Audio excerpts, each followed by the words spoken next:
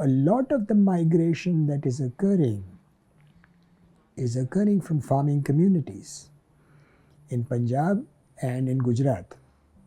Now, some of this is historical because these are also communities that have their networks abroad and have a long standing tradition of migration.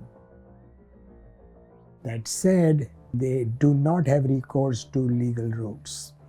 And so they are coming illegally because they do not see a future for themselves. You will see those migrants who are being interviewed by journalists will tell you, look, I'd rather do this than stay home because, sure, I might die on the way, but what do I have to look forward to in India?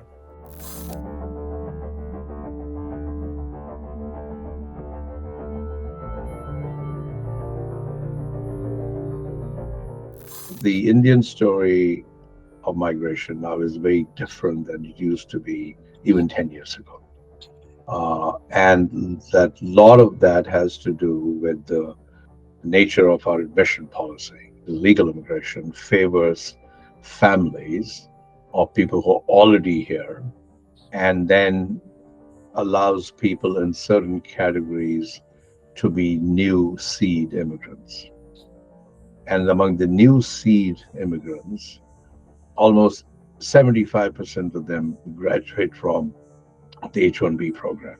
Therefore, the Indians, and this is true for Chinese also, dominating the flow of legal immigration has been a story now evolving in the last 5 years. What at the same time was happening was the level of illegal immigration of Indians to the US was also growing. But it has never grown at the rate it has than from 21 to 23. So, the basic fundamental reason is the lack of dignified jobs. Particularly if you go to Punjab, you will see in small towns visa consultants all over the place. They are all trying to figure out the way in which people can escape.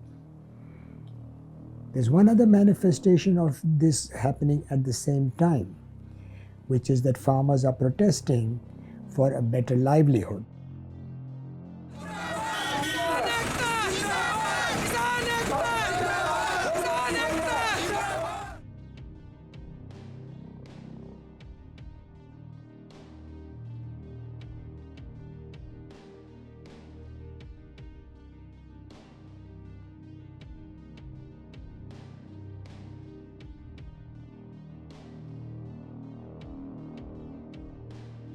Most people cannot afford to migrate.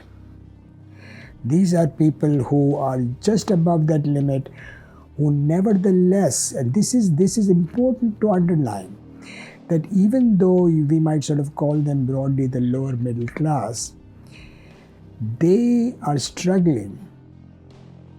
It's a clash of growing aspiration and a sense of frustration that the system is not going to deliver. The legal system today allows opportunities for very few new seed immigrants to come. And most new seed immigrants have to be highly educated and almost all in computer occupations. So if you're coming from low skill or mid skill jobs, there are no real legal options to come. The Indian diaspora would do well to recognize that India has serious economic and social problems, and that those cannot be superficially glossed over with some curated statistics that show India is doing well.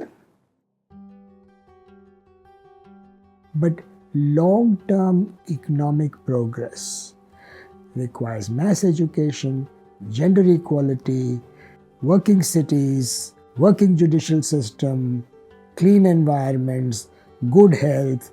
We are glossing over those very severe deficiencies which are being manifest eventually in this frightening lack of dignified work.